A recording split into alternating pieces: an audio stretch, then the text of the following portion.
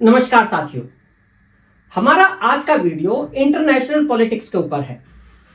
पाकिस्तान ने अफगानिस्तान पर जो हमला किया है, हमारा आज का विषय यही होने वाला है। देखने में आपको यह लगेगा कि केवल दो ताकतें इसमें इन्वॉल्व हैं, पाकिस्तान और अफगानिस्तान, लेकिन पर्दे के पीछे, इस युद्ध के पीछे कोई और ताकत है। चाहे वो अमेरिका हो, चीन हो, वो किस तरीके से इस पॉलिटिक्स में इन्वॉल्व हैं।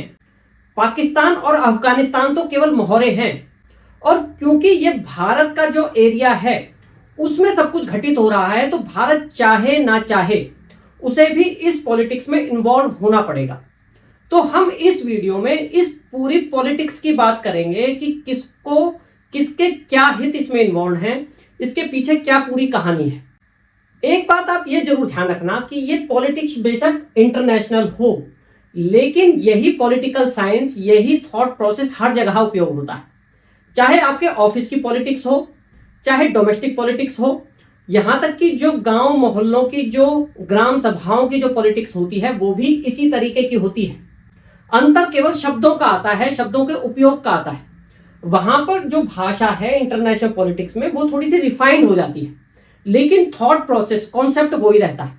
इसलिए आप इसको अगर ध्यान से समझेंगे और अपने आसपास के व्यवहार को, अपने आसपास की होने वाली चीजों को आप कंपेयर कर पाएंगे, तो आप ये समझ पाएंगे कि हां, ऐसा ही हो रहा है। तो आपको चीजें समझ में आएंगी। आप पॉलिटिक्स करें या ना करें, लेकिन आपको पॉलिटिक्स समझ में आनी चाहिए। इस वीडियो के द्वारा हम ये बातें आपको क्लियर करने की कोशिश करेंगे।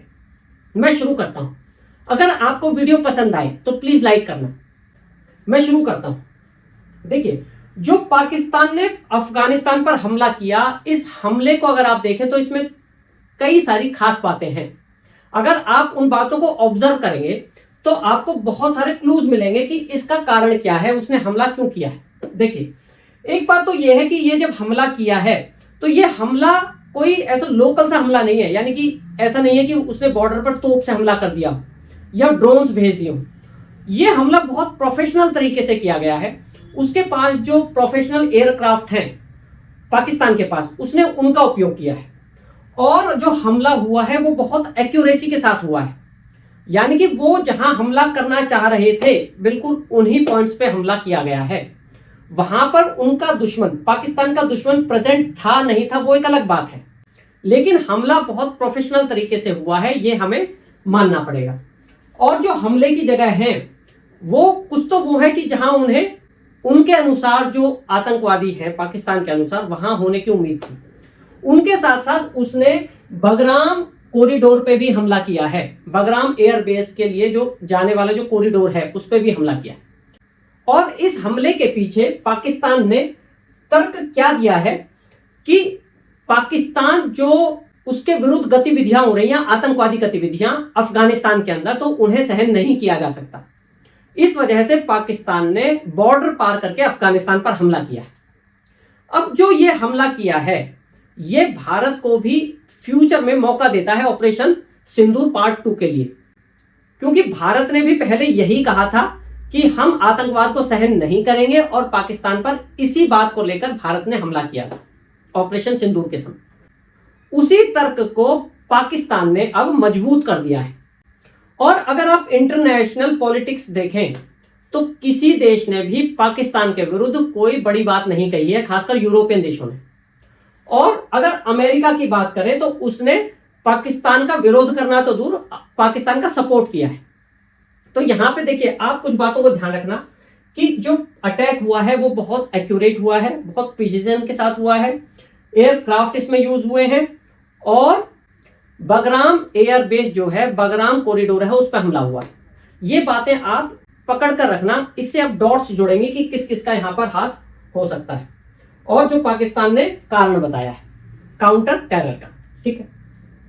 अब आप ये देखिए कि इसमें टाइमिंग कैसे जुड़ रही है, टाइमिंग की डॉट्स कैसे कैसे जुड़ेंगी। अभी कुछ दिन पहले 18 सितंबर 2025 को एक कॉन्फ्रेंस के समय ट्रंप साहब ने, अमेरिका के जो प्रेसिडेंट हैं ट्रंप, उन्होंने कहा कि मुझे बगराम एयरबेस चाहिए, और अगर अफगानिस्तान इसको नहीं देता है हमें, तो उसको कीमत चुकानी पड़ेगी। तो उसके लिए बगराम एयर बेस जो है वो बहुत इंपॉर्टेंट है। क्यों इंपॉर्टेंट है वो अभी हम बात करेंगे। उसके एक सप्ताह बाद जब ट्रंप ने ये बात कही, उसके लगभग एक सप्ताह बाद ये दोनों व्यक्ति, पाकिस्तान का प्रधानमंत्री शहबाज शरीफ और वहां का सेना अध्यक्ष आसिम मुनीर, ये ट्रंप से मिलते हैं एक सप्ताह बाद। और अब जो है 12-15 दिनों के अंदर अफगानिस्तान पर हमला हो जाता है। तो जो एक टाइमिंग है वो दिखाती है कि इसके पीछे अमेरिका का हाथ होने की पूरी उम्मीद है। अब अगर और चीजें देखें, पाकिस्तान ने इंटरनेशनली पॉलिटिकली पाकिस्तान को सपोर्ट किया है। अमेरिका ने, अमेरिका की तरफ से क्या स्टेटमेंट आया है कि पाकिस्तान को अधिकार है अपने बॉर्डर्स को सुरक्षित रखने का, टेरर पर हमला करने का। तो इससे अमेरिका का जो प्लान है एयरबेस पर अधिकार करने का, बगराम एयरबेस पर अधिकार करने का, वो उसके पीछे वो मंशा दिखती है। और जो प्रिसीजन है, जो एक्यूरेसी है ना, उसे देखकर लगता है कि अमेरिका ने टेक्निकल सपोर्ट भी किया है और फाइनेंशियल सपोर्ट भी किया हो, तो इसमें कोई बहुत अचरज वाली बात नहीं है। ऑपरेशन सिंदूर के समय भी अमेरिका ने उसकी हेल्प की थी फाइनेंशियल। तो जो चीजें जुड़ रही है, जो टाइमिंग मैच हो रही है, जो जिस तरीके से उसने हमला किया है पाकिस्तान ने अफगानिस्तान के ऊपर, जिस प्रोफेशनल तरीके से, तो लगता है अमेरिका के इसके पीछे होने की पूरी उम्मीद है। अच्छा, एक बात यहां पर यह है कि यह कहा जा रहा है कि यह अटैक इसलिए हुआ है क्योंकि अफगानिस्तान के मंत्री का भारत में दौरा हुआ है। देखिए, जो इक्वेशंस हैं वो ये कहती हैं कि वो अगर ना भी आता भारत, वहां का विदेश मंत्री, तो भी ये हमला होना ही था। वो आया और पाकिस्तान ने उस हिसाब से समय चुना, वो एक अलग बात है। तो ये तो इसमें तो कोई शक नहीं है कि पाकिस्तान को इससे जलन होगी, वो नहीं चाहेगा कि भारत का वहां इन्फ्लुएंस बढ़े। लेकिन अगर वो ना भी आता तो भी ये हमला होना था। यानी कि वो जो टाइमिंग है वो कोइंसाइड की है इस हमले के साथ, लेकिन केवल वो एक कारण नहीं है हमला करने का। अब देखिए, अब बात हम ये करते हैं कि उसके लिए, अमेरिका के लिए बगराम एयरबेस इंपॉर्टेंट क्यों है। देखिए, जो मुख्य जो टारगेट है अमेरिका का, जो गोल है, वो है चाइना को काउंटर करना। इसके लिए उसे जो भी करना पड़ेगा वो करेगा। अगर सेंट मार्टिन आइलैंड पर वो कब्जा कर लेता, वो किसी भी वजह से रह गया, तो इसकी नौबत शायद नहीं आती बगराम एयरबेस की। वहां पे अमेरिका फेल हो गया। इसलिए उसे एक ऐसी जगह चाहिए जहां से वो चाइना पर नजर रख सके। और इस एयरबेस की एक खास बात यह भी है कि यहां से चाइना को भी, साथ में ईरान को भी, और जो मिडिल ईस्ट है, जो रूस की जो सीमाएं हैं, वहां तक अमेरिका पूरी नजर रख सकता है।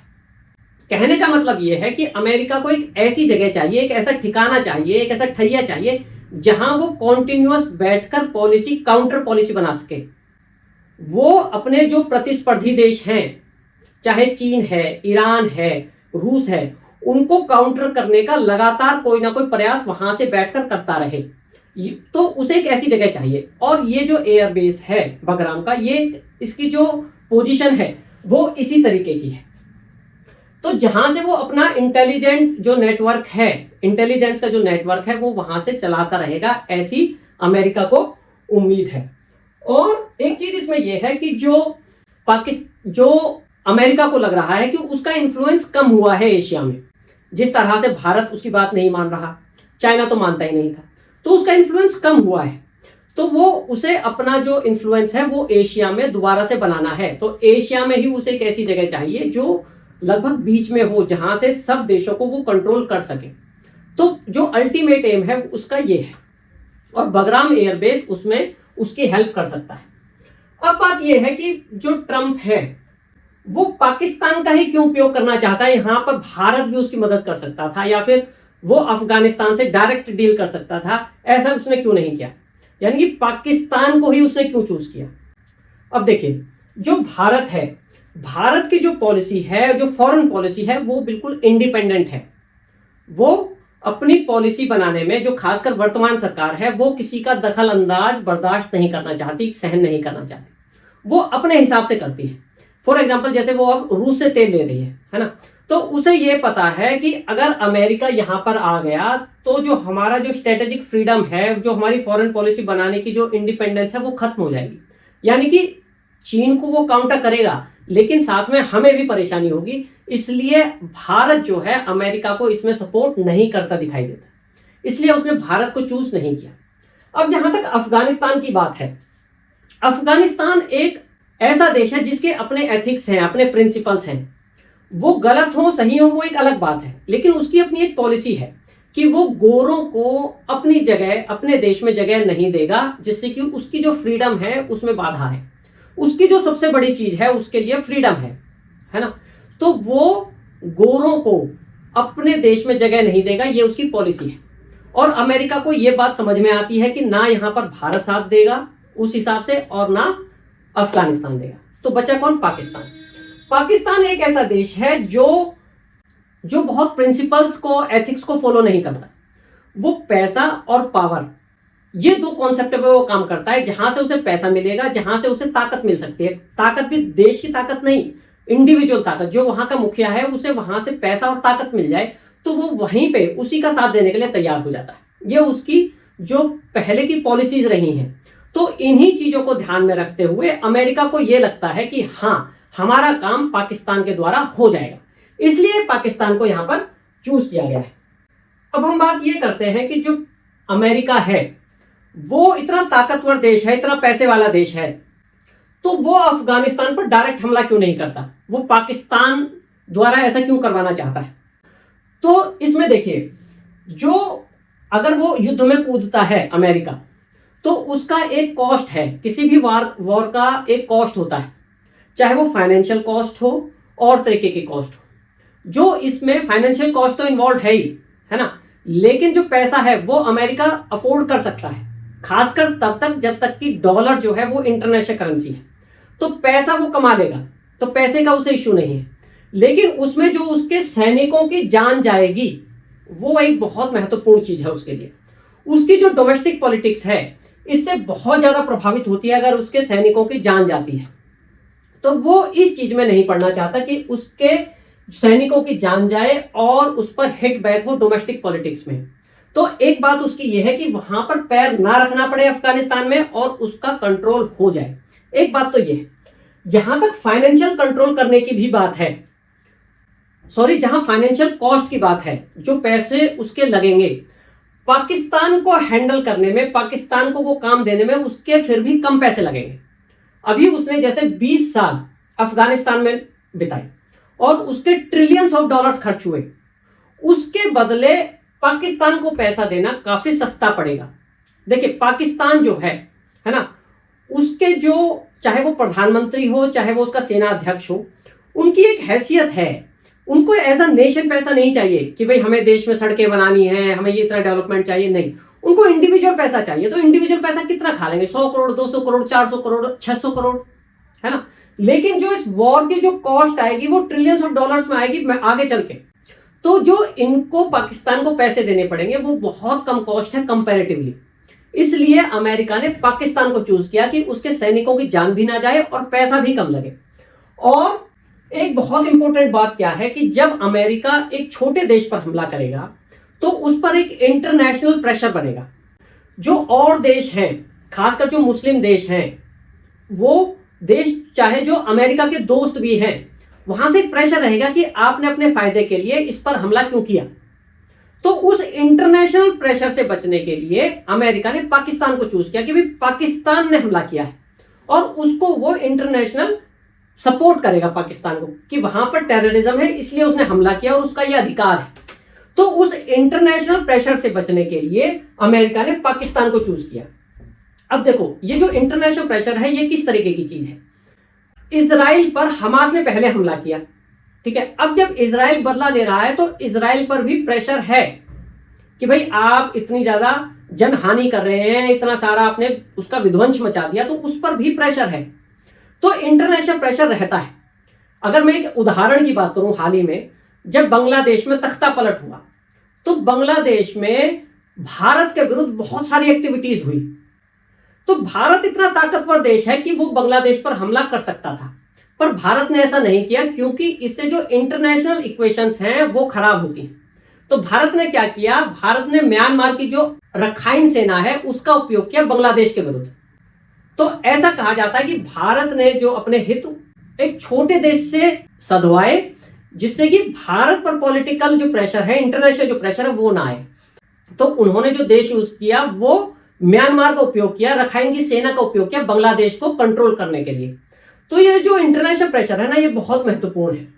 और अमेरिका को एक फायदा और है, चीन को काउंटर करने के लिए जो चीन का जो एक बहुत इंपॉर्टेंट सहयोगी है वो है पाकिस्तान। तो इसके बदले जब पाकिस्तान अमेरिका की हेल्प करेगा तो पाकिस्तान और चाइना में भी एक दरार आएगी, उनमें भी डिस्टेंस बनेगा। तो इससे एक फायदा ये भी हो जाएगा। तो इस तरीके से अमेरिका ने पाकिस्तान का उपयोग करना ज्यादा अच्छा समझा, बजाय इसके कि वो डायरेक्ट अटैक करे। अब हम बात ये करते हैं कि अमेरिका को तो इतने सारे फायदे हैं, पाकिस्तान को क्या मिलेगा। ठीक है, देखो पाकिस्तान को यहां से पैसा मिलेगा, हथियार मिलेंगे, टेक्नोलॉजी मिलेगी। और पाकिस्तान का जो मुख्य उद्देश्य है, पाकिस्तान में जो आसिम मुनीर जैसे लोग हैं जो कट्टरता वहां पर है, उनका जो मुख्य उद्देश्य है वो है एक हिंदू नेशन को उस पर कब्जा कर लेना, एक हिंदू नेशन को खत्म करना।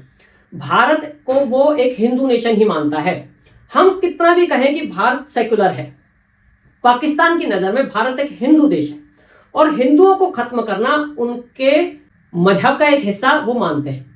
तो भारत पर हमला करने के लिए उनको पैसा चाहिए, हथियार चाहिए, टेक्नोलॉजी चाहिए। तो उनका एक पर्पज ये वहां से पूरा होता हुआ दिखाई देता है।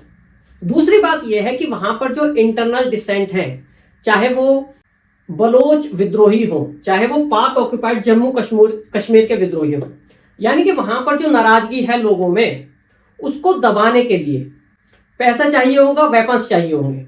अभी फिलहाल जो पाकिस्तान है वो अपनी सेना को सैलरी भी नहीं दे पा रहा, तो कुल मिलाकर उसे पैसा चाहिए, है ना। तो जो डोमेस्टिक पॉलिटिक्स में उसे पैसा और हथियार जो चाहिए वो यहां से उसे मिल जाएगा, कम से कम कुछ समय के लिए तो मिल जाएगा। तो पाकिस्तान का एक फायदा ये है।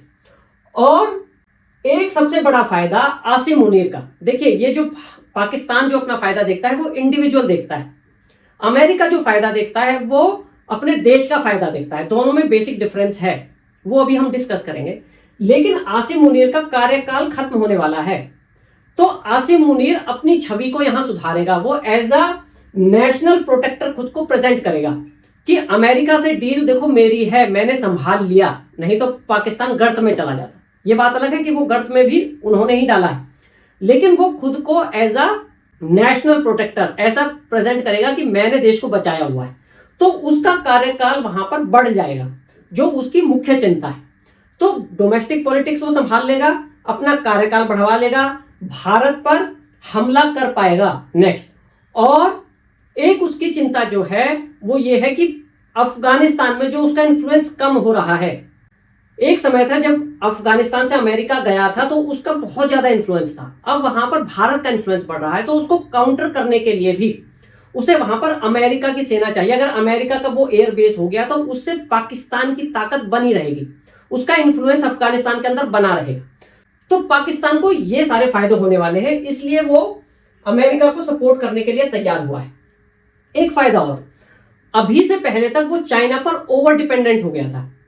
देखो जब एक व्यक्ति दूसरे पर डिपेंड होता है टोटल, तो अब उसके पास बार्गेनिंग की पावर खत्म हो जाती है, ब्लैकमेल करने की पावर खत्म हो जाती है।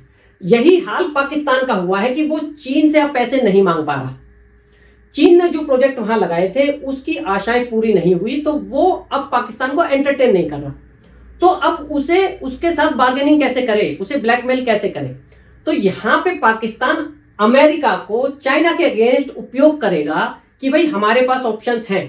तो चाइना को क्या लगेगा कि अगर मैंने पाकिस्तान को तवज्जो नहीं दी, उसको एंटरटेन नहीं किया, तो वो अमेरिका के पास चला जाएगा। तो चीन को काउंटर करने के लिए भी उसे अमेरिका चाहिए पाकिस्तान को। एक बहुत महत्वपूर्ण बात ये थी। अब हम बात ये करते हैं कि ये जो लड़ाई है ये अफगानिस्तान और पाकिस्तान के बीच की है या फिर अमेरिका और चाइना के बीच की है। तो भारत को इससे क्या फर्क पड़ने वाला है, क्योंकि भारत के पड़ोस में ये सब कुछ होगा, तो भारत चाहे ना चाहे भारत पर इसका फर्क पड़ेगा ही पड़ेगा। अब अमेरिका अगर एयर बेस पर काबिज हो जाता है, निगरानी वो चाइना पर रखने के लिए हुआ है, लेकिन भारत पर ऑटोमेटिक उसकी नजर रहेगी ही रहेगी, क्योंकि भारत पड़ोस में है। अभी भारत की अपनी एक इंडिपेंडेंट पॉलिसी है, वो नहीं रह पाएगी। एक कहावत है भारत में कि पुलिस से ना तो दोस्ती अच्छी और ना ही दुश्मनी। तो जो अमेरिका है वो एक तरीके से पुलिस है, इसके साथ बहुत ज्यादा इन्वॉल्व होना भी हानिकारक है। फिर ये जो आपकी इंडिपेंडेंट पॉलिसी है वो खत्म कर देगा कि भाई आप ऐसे मत करो, इससे ये हो जाएगा, भाई हमें ये नुकसान हो जाएगा, आप ऐसे मत करो, आप ऐसे मत करो। जैसे कि अभी रूस से तेल लेने के लिए मना कर रहा है, जबकि भारत पर इसका बहुत ज्यादा अधिकार नहीं हो पा रहा है ना। तो इसको अपनी चलाने की आदत है, भारत को यह समझ में आता है। एक बात भारत को यह समझ में आती है कि ये जो लड़ाई है अमेरिका और चीन की, ये वर्चस्व की लड़ाई है, ये टॉप पोजीशन की लड़ाई है। ऐसा नहीं है कि चीन जो है अमेरिका का कोई शोषण कर रहा है, ऐसा नहीं है। ऐसा नहीं है कि भाई कोई ह्यूमन राइट्स की बात है, कोई ऐसे दबाने की बात है। ये एक वर्चस्व की लड़ाई है। और अमेरिका एक समय जब चीन दूसरे पर है तो उस पर नजर रखे हुए है। जैसे जैसे भारत आगे बढ़ेगा, भारत की पोजीशन और अच्छी होगी, तो अमेरिका भारत के साथ भी वैसे ही प्रतिस्पर्धा करेगा। तो अल्टीमेटली जो इसे एयरबेस मिलने वाला है, ये भारत के लिए भी भविष्य में परेशानी करने वाला है। इसलिए भारत को यह बात पता है और इसका भारत कोई ना कोई हल निकालना चाहेगा। तो भारत को एक परेशानी तो ये है। दूसरी परेशानी यह है कि अगर ऐसा हुआ, अमेरिका सफल हुआ, तो पाकिस्तान की ताकत बढ़ेगी, फाइनेंशियल ताकत बढ़ेगी, टेक्निकल ताकत बढ़ेगी, जो जासूसी की जो इंफॉर्मेशन होती है वहां पर पाकिस्तान की ताकत बढ़ेगी। तो वो भारत को ज्यादा तंग करने की पोजीशन में होगा।